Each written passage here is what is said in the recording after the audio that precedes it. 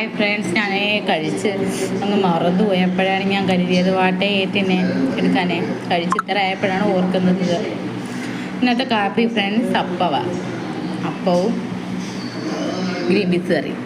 ഇതാണ് ഇന്നത്തെ കാപ്പി. അത് ഞാനേ കഴിക്കാവുള്ളൂ. കല്ലു കഴിച്ചില്ല.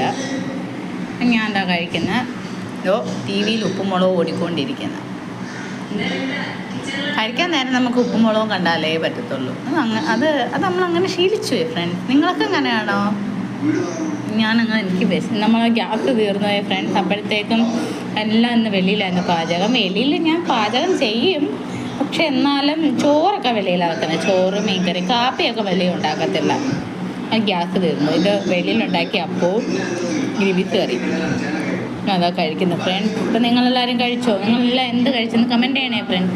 ബൈ, അടുത്ത വീഡിയോയിൽ കാണാം.